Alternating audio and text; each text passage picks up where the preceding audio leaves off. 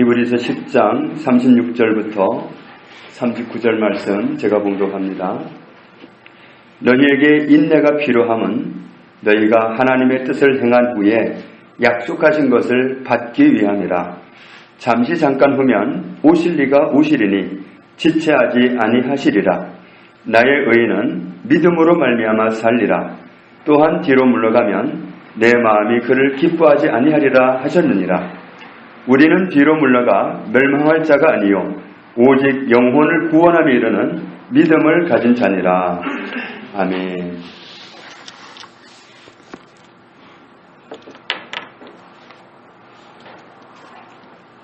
예수님을 믿는다 그럽니다. 예수님을 믿는다. 그 말은 무슨 뜻일까요? 예수님은 하나님의 아들입니다. 하나님의 아들인데, 하나님의 아들이면 하늘나라에 계셔야 되는데 이 땅으로 오셨습니다.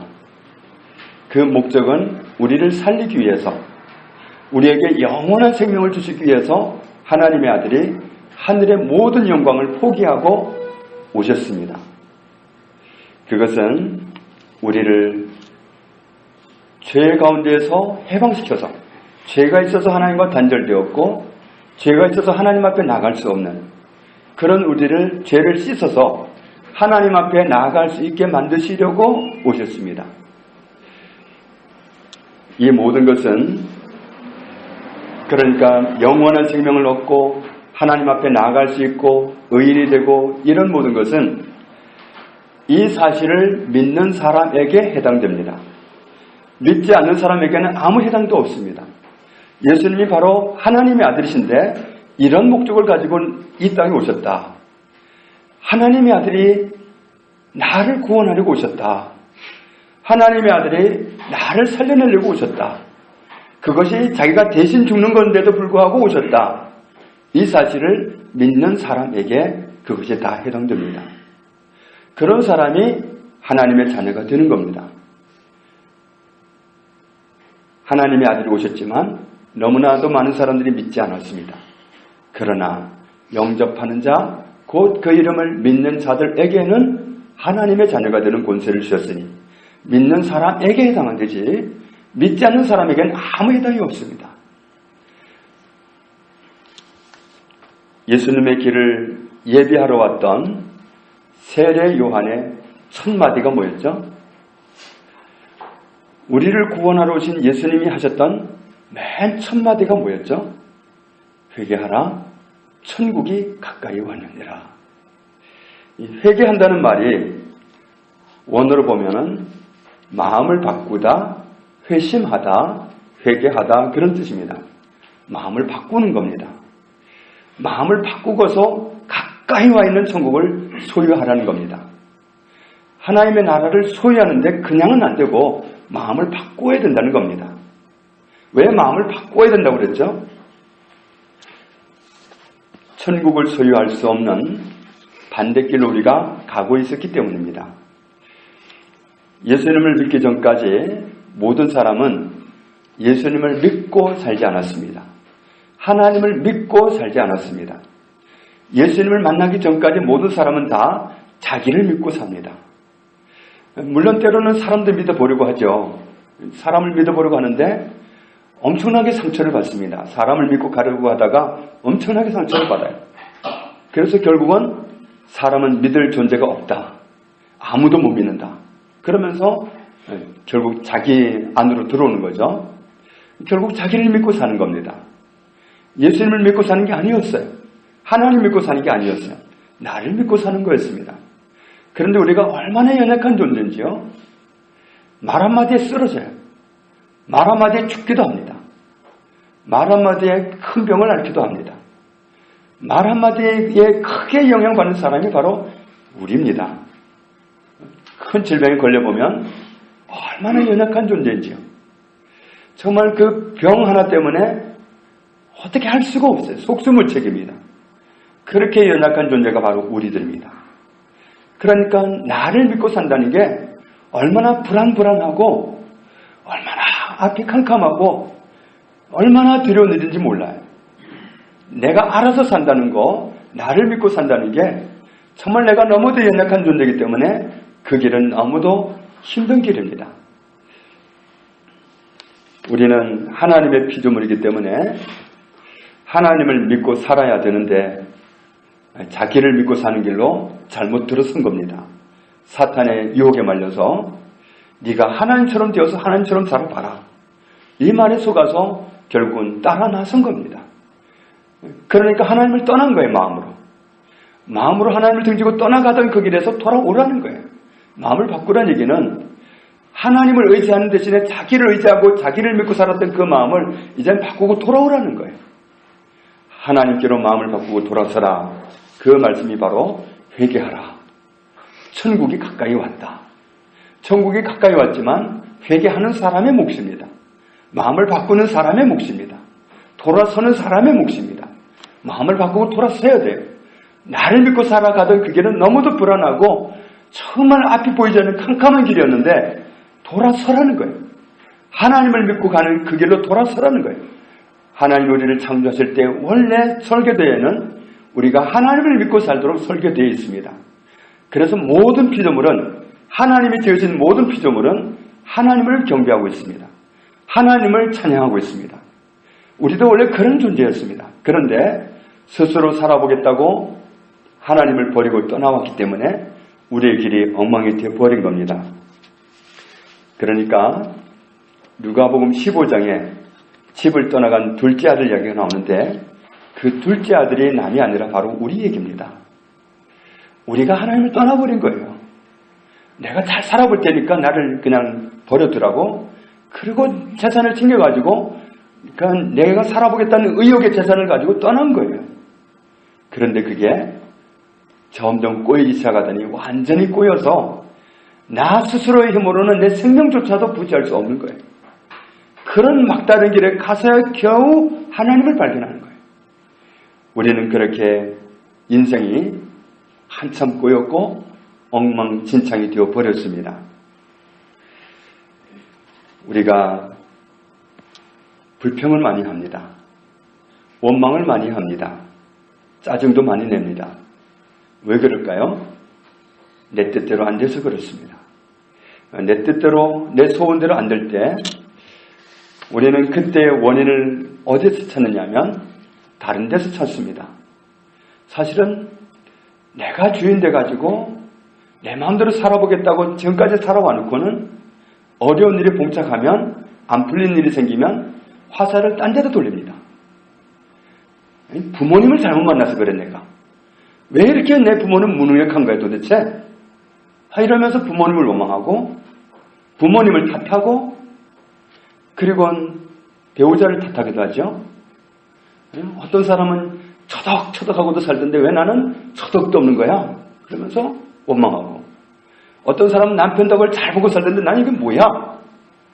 그 모든 원인을 배우자한테 돌리는 거예요. 그러면서 배우자의 무능력이 내 인생에 이렇게 꼬인 근본 원인이라고 탓하고 원망하고 불평하고 슬퍼하고 우울하고 그러면서 사는 거예요. 그리고 심지어는 하나님께 화살을 돌리기도 합니다. 하나님 도대체 왜 내 인생이 이 모양입니까? 나를 이렇게 살라는 겁니까? 하고 하나님을 향해서 원망하고 투정하고 그래요. 내가 하나님을 믿고 예수님을 믿고 그렇게 살도록 창조되었는데 그 원리를 벗어나 놓고는 스스로 하나님을 떠나 놓고는 그래서 엉망이 됐는데 그걸 원래 그 문제 원점으로 돌아가지 못하고 엉뚱한 데다 화살을 쏘아대는 거예요. 아무개 때문에 내 인생이 이렇게 꼬였다. 그러면서 다른 데서 원인을 찾고 다른 데다 화살을 막 쏘아대면서 절망스러운 인생을 살아갑니다. 그렇게 하는 한 문제는 절대로 해결되지 않습니다. 병도 그렇잖아요. 속에서 큰 병이 생겨가지고 위로 뽀러지가 올라왔습니다. 그러면 뽀러지만 살짝 치료를 해버리고 밑에 있는 그 근원을 치료하지 않는다면 다시 올라오지요. 속에 썩어 들어가지요. 자, 이것과 마찬가지입니다. 본래 문제, 근원적인 문제를 해결해야 돼요. 우리는 하나님을 믿고 살도록 되어 있어요. 예수님을 믿고 살도록 창조되었어요. 모든 피조물이 다 그렇습니다. 하나님이 우리를 하나님 믿고 살도록 창조하셨어요. 내가 나를 믿고 살도록 설계된 게 아니라 하나님 믿고 마음 놓고 평안하게 살도록 창조하셨어요. 주님은 부르시잖아요. 나의 평안을 너희에게 주노라.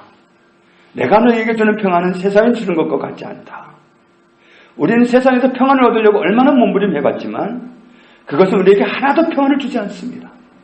잠시 평안을 주는 것 같지만 그 평안은 너무도 달콤한 사탕이 얼마나 빨리 녹아버리는지 금세 맛이 바래버립니다. 하나님이 주시는 평안을 얻어야 되는데 그러려면 하나님께로 가야죠. 하나님을 믿는 자리로 가야죠. 그래서 마음을 바꾸라는 거예요. 우리의 근본이 잘못됐기 때문에 나를 믿고 내 스스로 살아보겠다는 그렇게 체계화되어 있는 그리로 잘못 가고 있기 때문에 마음을 바꾸라는 거예요. 이제 나는 하나님을 믿는 자리로 돌아가련다. 나는 하나님을 믿고 살겠다. 나는 예수님 믿고 살겠다. 나는 예수님 의지하고 살겠다. 나는 하나님 의지하고 살겠다. 그게 하나님 믿는 거고 그게 예수님 믿는 거예요. 그런데 얼마나 많은 사람들이 지금도 하나님을 믿는다, 예수님 믿는다 하지만 사실은 하나님을 믿지 못해요. 예수님을 믿지 못합니다. 여전히 이 삶의 키를 내가 잡고 있고 내가 아무 키도 내놓지 않으면서 왜 하나님이 내 인생을 이렇게 하냐고 하나님 원망하는 거예요. 내가 잡고 있는데 하나님은 간섭하지 않습니다. 하나님은 나를 움직이고 싶지만 내가 자꾸 놓치지 않는 거예요. 너는 범사에 그를 인정하라. 그리하면 내 길을 지도하시리라. 주님 우리가 맡기기를 원하시는 거예요. 주님이 제자들과 함께 배를 탔습니다. 풍랑이 몰아칩니다. 생명의 위기가 닥쳤습니다. 제자들이 살려고 몸부림을 쳐봤지만 방법이 없습니다. 최후로 주님을 흔들어 띄웁니다. 주님, 우리가 다 죽게 생겼는데 안 돌아보십니까? 왜 그렇게 말해야 되죠? 처음부터 부드러운 말씀으로 말씀드려도 되잖아요. 주님, 풍랑이 왔어요. 처음부터 부드럽게 말하면 되는데 스스로 살아보겠다고 아등바등 하다가는 나 이렇게까지 됐는데 안 돌아봐요. 그러고는 꼭 부탁을 해도 그렇게 투정스러워 말한단 말이죠.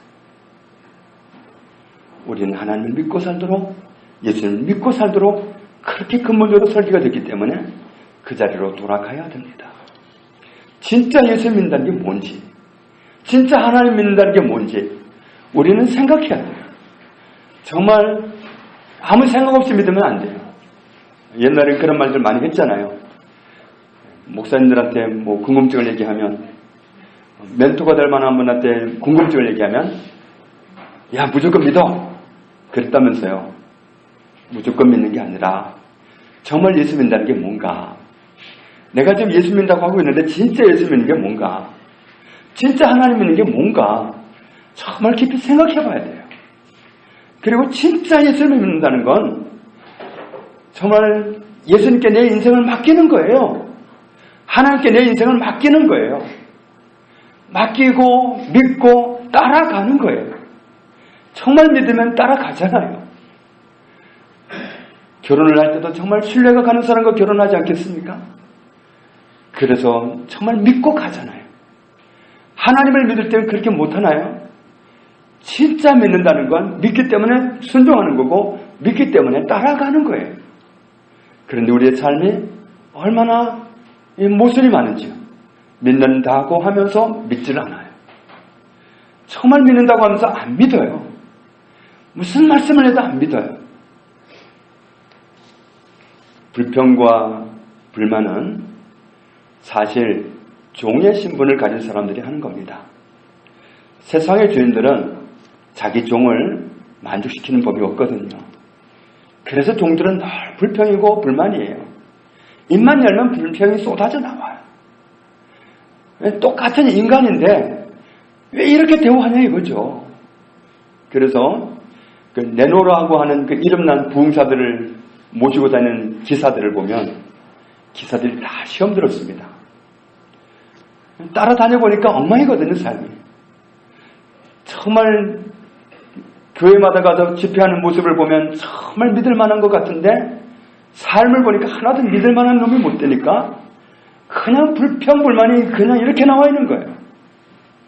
세상의 주인은 자기 주인을 만족시키는 법이 없습니다. 그래서 세상의 좋은 신분을 가진 사람은 늘 불평과 불만을 하게 되어 있습니다. 그러나 하나님이 내 주인이라면, 진짜 예수님이 내 주인이라면 그럴 리가 없습니다. 하나님은 우리를 실망시키는 법이 없고 예수님은 우리의 입이 나오도록 허락하시는 법이 없습니다. 심지어 우리를 창조하신 목적이 뭐라고 하셨습니까? 하나님을 찬양하라고. 정말 없는 일을 만들어서 찬양하라는 게 아니에요. 찬양할 수밖에 없어요. 그래서 종종 뭐라고 기도합니까? 찬양받기에 합당하시다고 그래요. 정말 생각해보면 찬양받기에 합당하셔요. 찬양할 수밖에 없어요. 하나님은 찬양받기에 합당하신 분이십니다. 우리는 그분에게 원망, 불평, 짜증 할 수가 없어요. 몰라서 그러는 거지 알면 절대로 그렇게 못합니다.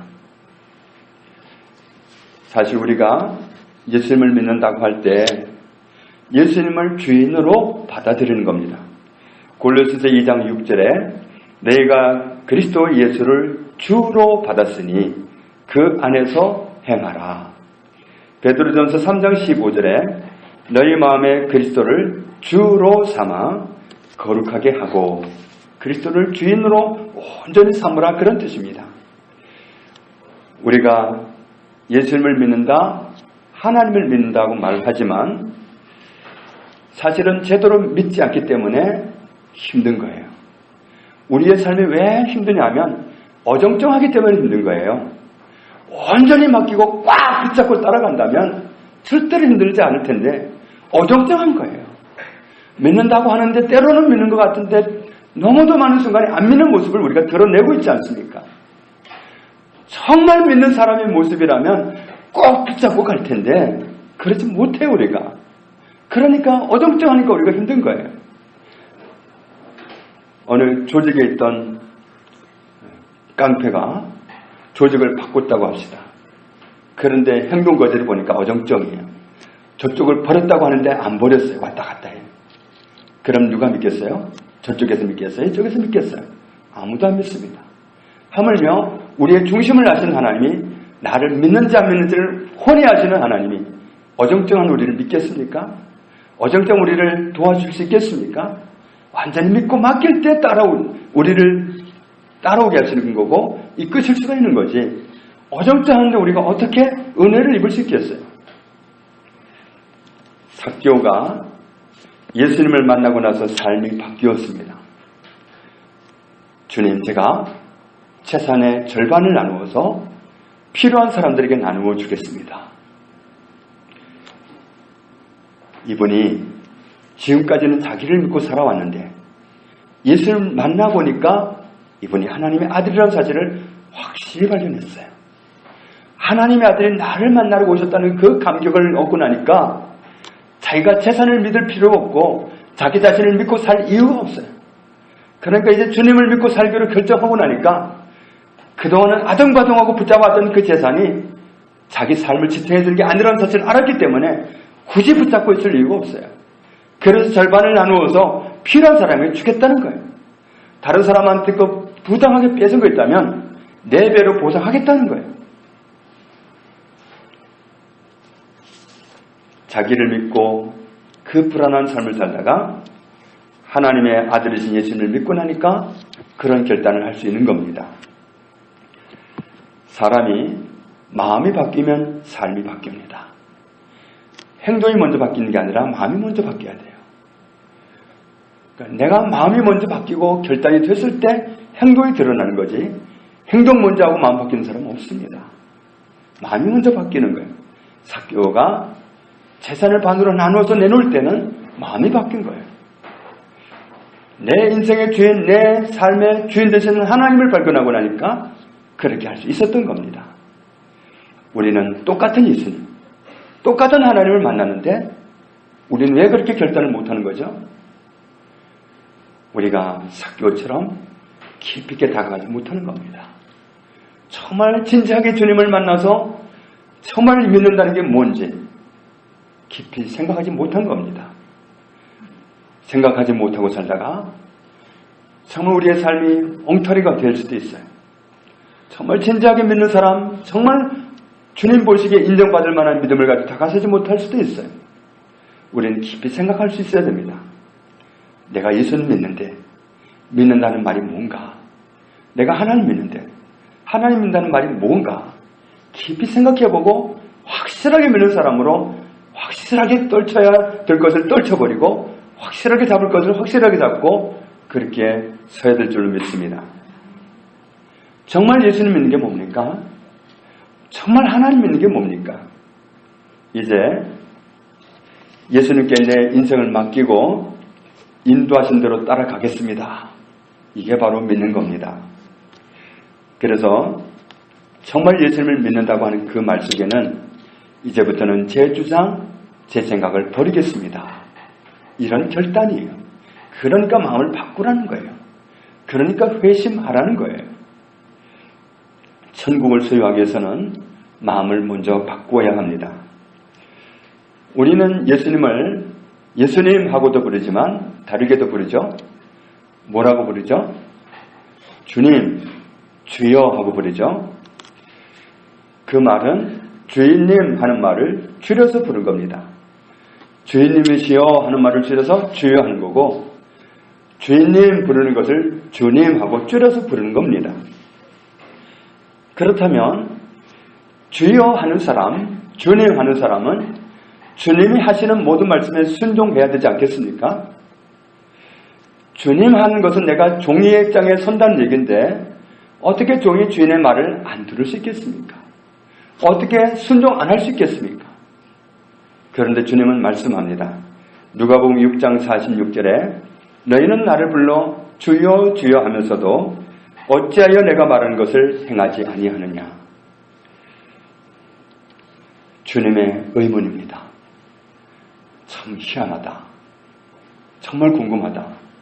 넌 나보고 주인님이라고 하면서 왜 주인님이 내가 시키는 말은 안 듣지? 이게 주님의 궁금증입니다. 주님께 궁금증을 드리지 마시기 바랍니다.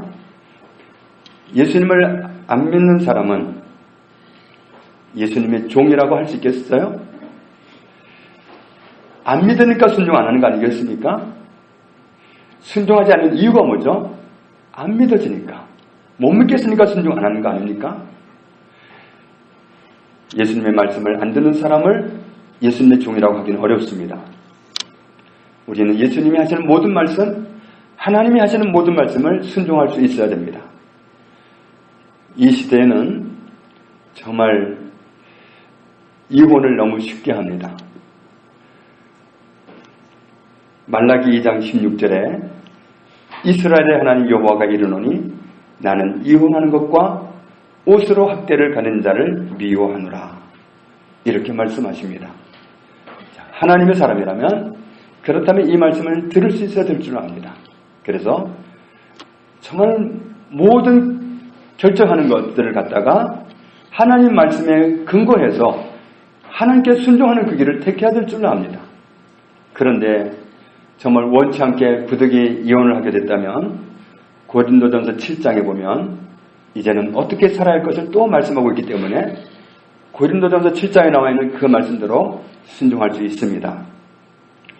또 말라기 3장 8절에 보면 사람이 어찌 하나님의 것을 도둑질하겠느냐. 그러나 너희는 나의 것을 도둑질하고도 말하기를 우리가 어떻게 주의 것을 도둑질하였나이까 하는도다. 이는 곧 11조와 봉헌물이라. 너희 곧 온 나라가 나의 것을 도둑질하였으므로 너희가 저주를 받았느니라. 만군의 여호와가 이르노라. 너희의 온전한 11조를 창고에 들여 나의 집에 양식이 있게 하고 그곳으로 나를 시험하여 내가 하늘문을 열고 너희에게 복을 쌓을 것이 없도록 붙지 아니하나 보라. 만군의 여호와가 이르노라. 내가 너희를 위하여 메뚜기를 금하여 너희 토지 소산을 먹어 없애지 못하게 하며 너희 밭에 포도나무 열매가 기한 전에 떨어지지 않게 하리니 너희 땅이 아름다워짐으로 모든 이방인들이 너희를 복되다 하리라. 만군의 여호와의 말이니라. 하나님은 우리에게 소득의 10분의 1을 하나님 것이니까 하나님께 드리라고 말씀합니다. 남의 것을 가지고 있으면 도둑질이라고 합니다. 하나님의 것이면 하나님께 드려야 되겠죠. 우리가 이런 말씀을 발견할 때 우리가 기꺼이 순종할 수 있기를 원합니다. 11조를 하는 게 쉽지는 않습니다. 처음에 시작할 때 참 어렵습니다. 계산을 해보면 안 드려도 모자라요. 안 드려도 모자란데 드리고 나면 어떻게 살라고 이런 생각이 퍼뜩 듭니다. 우리 계산 잘하거든요. 그런데 그렇게 드리는 것은 하나님 말씀에 순종하는 거죠. 내가 하나님 믿는다, 예수를 믿는다 하는 건 주인으로 받아들이는 거기 때문에 종으로서 내가 이의를 제기하지 않고 순종하는 거죠. 제가 이제 하나님 믿고 살겠습니다. 하나님이 제 인생을 책임져 주십시오. 이렇게 맡기는 겁니다. 그런데 11조를 처음에 시작하기는 어려운데 해보면 압니다. 정말 하나님 믿고 사는 게 뭔지 알아요. 정말 복을 주시려고 하신 말씀이라는 사실을 알아요. 그래서 그 원리를 터득한 사람은 11조 하지 말라고 하면 핍박으로 합니다. 그걸 도와주는 말이 아니라 핍박으로 합니다. 우리가 사탄의 종이라면 하나님 말씀을 안 들어도 되겠죠. 들으라 해도 안 듣겠지만, 그런데 우리가 불평, 원망하는 것은 하나님이 주신 마음이 아니니까 버려야 합니다. 다른 사람을 판단하는 것도 마찬가지예요. 유다서 1장 9절에 이런 말씀이 있습니다. 천사장 미가엘이 모세의 시체에 관하여 마귀와 다투어 변론할 때에 감히 비판하는 판결을 내리지 못하고 다만 말하되 주께서 너를 꾸짖으시기를 원하노라 하였거늘. 모세가 세상을 떠났을 때 모세의 시체를 가지고 사탄이 장난을 치려고 했던 것 같습니다. 그때 천사장 미가엘이 그 마귀를 제지하는 과정에서 말을 하는데 정말 흠없고 점없는 그런 깨끗한 천사장이니까, 천사 중에서도 대장이니까 판단해서 말을 할 수 있을 것 같은데, 천사장인 미가엘도 판단해서 말하지를 못하고 주께서 너를 판단하시기를 원하노라 이렇게 말하고 말았다는 거죠. 그런데 우리는 곧잘 판단하고 정죄하고 비판하고 비난합니다. 천사장도 그러지는 못했는데, 우리는 하나님을 믿는 자요, 하나님의 자녀라고 하면서도 판단하지 말라, 비판하지 말라, 정죄하지 말라 하는 말씀을 듣고도 여전히 종종 판단합니다. 종종 정죄합니다. 이건 우리가 누구의 종인가를 좀 생각해 봐야 될 문제죠. 우리가 하나님의 종이라면, 예수님의 종이라면 주님의 말씀을 들어야 되지 않겠습니까? 그래서 우리가 정말 다른 사람을 판단하게 된다든지 정죄한다든지 원망한다든지 이런 행동은 하나님께 속한 사람이기 때문에, 하나님을 믿는 사람이기 때문에, 하나님의 종이기 때문에 우리가 취할 태도가 아니라고 믿습니다. 이런 태도를 버릴 수 있기를 원합니다. 또 말씀하셨죠. 항상 기뻐하라. 범사에 감사하라. 이 말씀을 주님의 말씀으로 받아들인다면 순종할 수 있어야 되겠죠. 이게 사탄이 한 말이라면 거부해야 되겠지만 하나님이 하신 말씀이라면 순종해야 되겠죠. 범사에 감사하라. 이는 그리스도 예수 안에서 너희를 향하신 하나님의 뜻이니라. 하나님의 뜻이라고까지 분명히 밝혀주셨는데 우리가 범사에 감사할 수 없다면, 감사할 수 없는 환경이라고 상황이라고 문제라고 그걸 가지고 대들듯이 감사 안 한다면 우리가 어떻게 하나님을 믿는 사람이라고, 예수를 믿는 사람이라고 할 수 있겠습니까? 쉬지 말고 기도하라 그랬습니다. 쉬지 말고 기도하라. 이것은 끊임없이 하나님을 의지하고 살으라는 거예요. 지난밤에도 좀 늦은 시간에 사탄이 우리 주변 분들 누구한테 아마 좀 나쁜 어떤 계략을 꾸미고 있었던 것 같아요. 그게 감지가 돼서 제가 잠들기 전까지 기도하다가 잤습니다. 물론 기도하다가 그냥 나도 모르게 잠든 게 아니라 마무리가 됐기 때문에 잤습니다. 이렇게 정말 모든 문제를 가지고 기도하기 시작하다 보면 나는 감지하지 못하는데 기도할 문제를 알게 해주셔요. 그때 기도하는 겁니다. 끝을 보고 자야 돼요. 잠이 온다고 자는 게 아니라, 잠잘 시간이고 자는 게 아니라 끝을 보고 자는 거예요. 내 마음에 평안이 올 때까지 기도하고 문제가 정산됐을 때, 처리됐을 때 그때 자는 거예요. 그때 기도를 안 하는 거예요.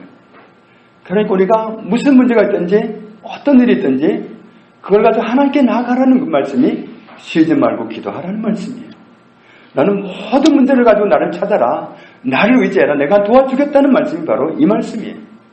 정말 하나님이 나를 자유를 주시지 않으려고 쉬지 말고 기도하라는 말씀이 아니라 모든 문제를 가지고 하나님께 맡기고 하나님 찾고 하라는 거예요.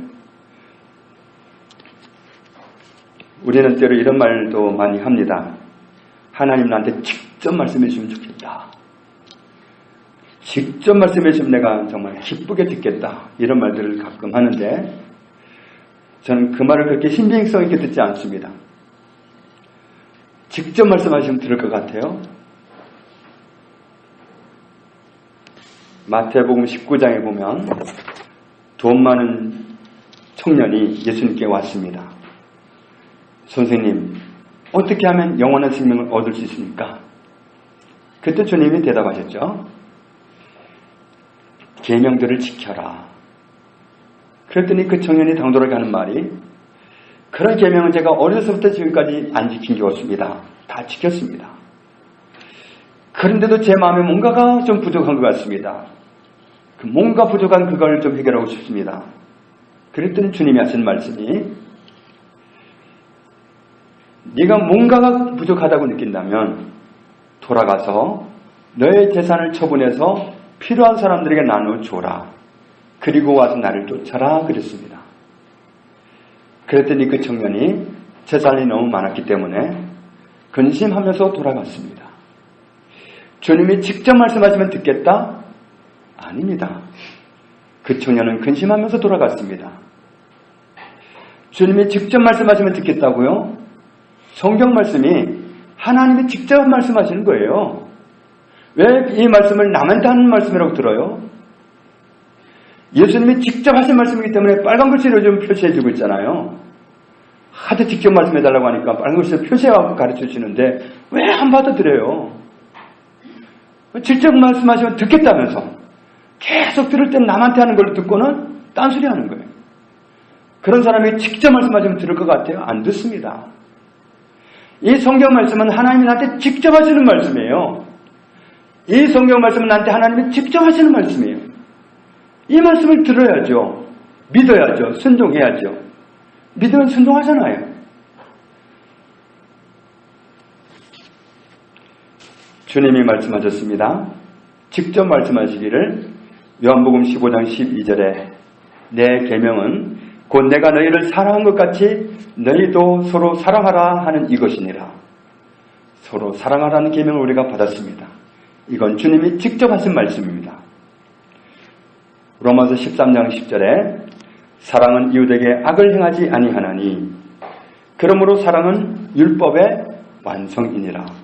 사랑은 이웃에게 악을 행하지 않는 겁니다. 악을 행하는 게 뭡니까? 해꾸지를 해서가 아니라 다른 사람을 원망하는 거, 불평하는 거, 짜증내는 것도 다른 사람에게 악을 행하는 겁니다. 사랑해야 할 대상에게 악을 행하는 겁니다. 우리는 문제를 근본적으로 해결해야 돼요. 사단에게 속아서 뱅글뱅글 도는 그런 길로 가면 안 돼요. 뱅글뱅글 돌아봐야 그 자리예요.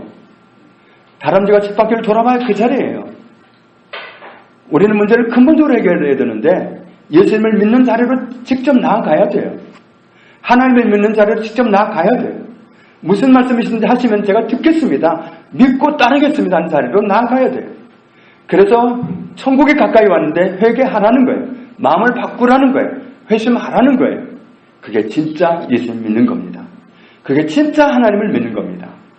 내 삶의 방식을 버리고 내 생각을 버리고 내 주장을 버리고 무슨 말씀이 있는지 하시면 이제부터는 주님 말씀대로 살겠습니다. 이것이 진짜 예수님을 믿는다는 뜻이에요. 저와 여러분이 그렇게 할 수 있기를 원합니다. 오늘 히브리서 10장 36절 이하에 있는 본문에도 주님이 말씀하십니다. 우리에게 인내가 필요하다. 인내란 말은 원어로 보면 견고히 섬, 인내, 확고부동, 기대, 기다림 이런 뜻입니다. 확고부동한 것이고 견고히 서는 겁니다. 어디에 견고히 서는 거죠? 어디에 확고부동하게 서는 거죠? 약속하신 말씀 위에 서는 거예요. 그 연결되는 말씀을 보면 알 수 있잖아요. 이는 하나님의 뜻을 행한 후에 약속하신 것을 받기 위함이라. 약속하신 것을 받기 위해서는 약속하신 것을 굳게 잡고 있어야 된다는 거예요. 약속하신 그 위에 확고부동하게 서 있어야 된다는 거예요. 38절 말씀에 하나님의 의인이 살아가는 삶의 방식은 어떻게 사는 거라고요? 믿음으로 말미암아 살리라. 누구를 믿고 사는 거죠? 하나님을. 누구 말씀을 믿고 사는 거죠? 하나님 말씀 믿고 사는 거예요.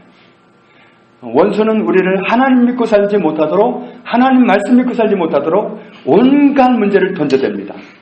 온갖 문제를 던져댈 때 우리가 다 그냥 뿌리치고 하나님 말씀 믿는 그 자리에 견고하게 서야 되는 거예요. 하나님의 약속을 견고히 붙잡아야 되는 거예요. 그런 사람이 그 약속을 받아 누리니까 그러기 위해서 견고히 서라, 확고부동하게 서라는 거예요. 그러니까 말씀을 견고하게, 약속을 견고하게 붙잡고 있는 사람이 그 약속을 그대로 누리는 겁니다.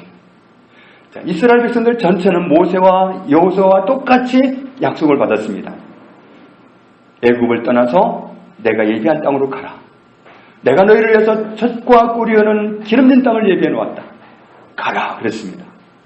가다가 전부 다 낙오했습니다. 두 사람만 낙오하지 않고 갔습니다. 여호수아와 갈렙.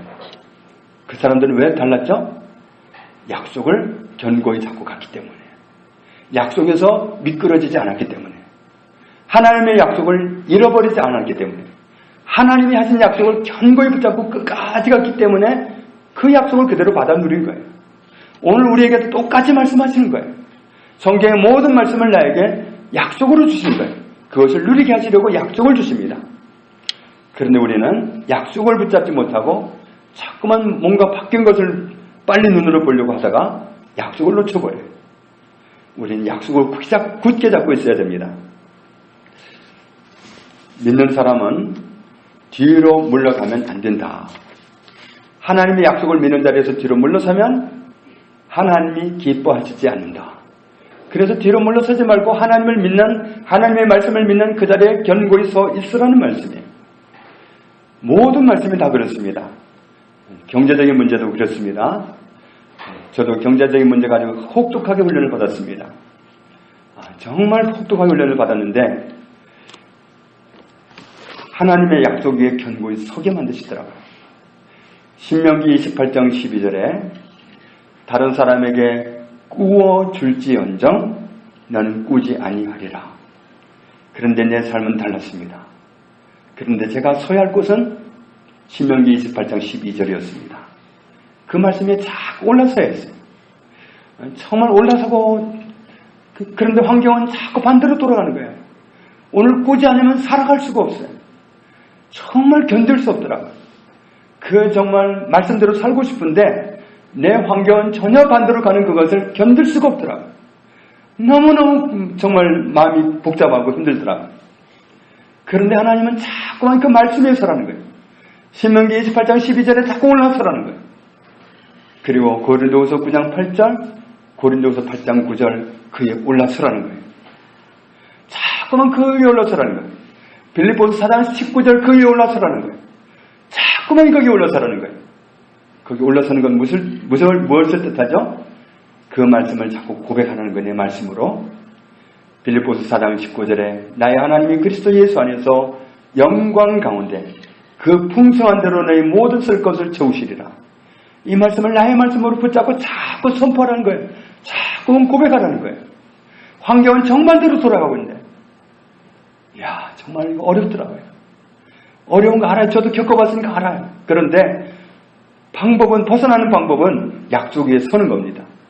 그래서 자꾸만 환경은 다른데 정말 가도 끝이 나질 않고 정말 월세 때문에, 교회 월세 때문에 사람 죽이더라고요.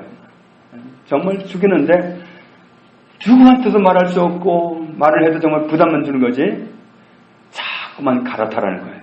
말씀 위로 올라서라는 거예요. 자꾸만 그 이상한 생각, 그 복잡한 생각에 말려들지 말고 자꾸만 말씀 위로 올라서라는 거예요. 그래서 자꾸 말씀을 고백하게 하시는 거예요.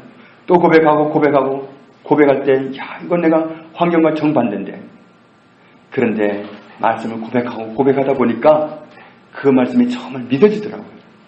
믿어지기 시작하니까 그 말씀이 환경이 되더라고요. 그런데 환경이 믿어지면 어떻게 되겠어요? 환경이 말씀 위에 올라서 버리겠죠. 똑같이 말씀이 떨어졌는데 어떤 사람은 돌짝밭이고 어떤 밭은 가시농굴 밭이고 어떤 밭은 기름진 밭이고 뭡니까? 우리가 다 그렇습니다. 하나님의 말씀이 떨어졌는데 내가 받아들였냐 못 받아들였냐 그겁니다. 하나님 나를 살리기 위해서 무더기도 말씀하셨어요. 그런데 그 말씀을 믿고 올라타기가 참 어렵더라고요. 그런데 겪어보니까 진짜 말씀은 진리입니다. 그 말씀이 올라서니까 경제 문제가 해결됐어요.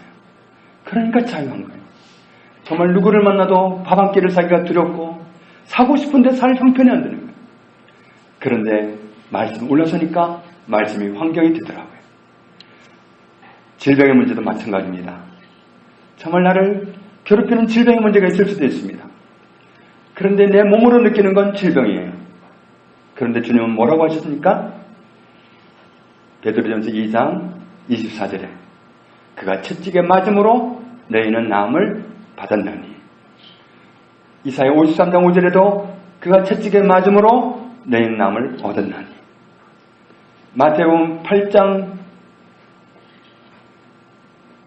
우리의 질병을 지고 가셨다고 말씀합니다.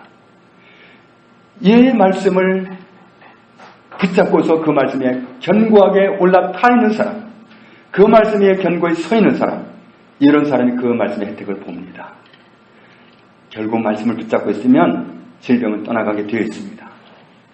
우리에게 아픔, 질병 이걸 주는 건 하나님이 아닙니다. 하나님이 주셨다면 하나님 제발 좀 거두시라고 해야 되겠지만 하나님 주신 게 아닙니다. 하나님은 이미 치료해 놓으셨습니다. 그래서 우리는 그 말씀을 가지고 대적을 하고 물리쳐야 돼요. 저도 가끔 원수가 몸을 찔러요. 통증을 줍니다. 그러면 혼자 있으면 큰 소리로 칵 합니다. 사람들 앞에 있으면 입술만 벌려서 그럽니다. 그럼 갑니다.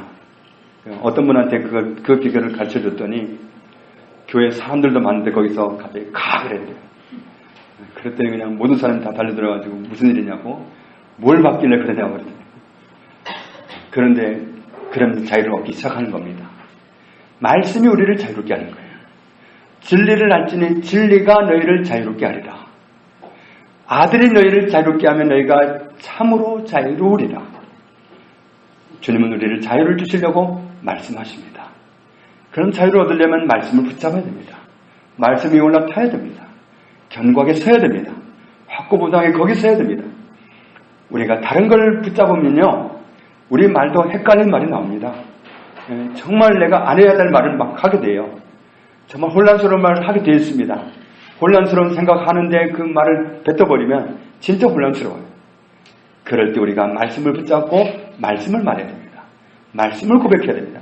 자꾸만 말한 것은 말씀해야 돼요. 그게 나를 살립니다. 주의 말씀은 내 발의 등이요 내 길의 빛입니다. 말씀이 우리를 밝힙니다. 말씀이 우리를 비춥니다. 말씀이 우리를 살립니다.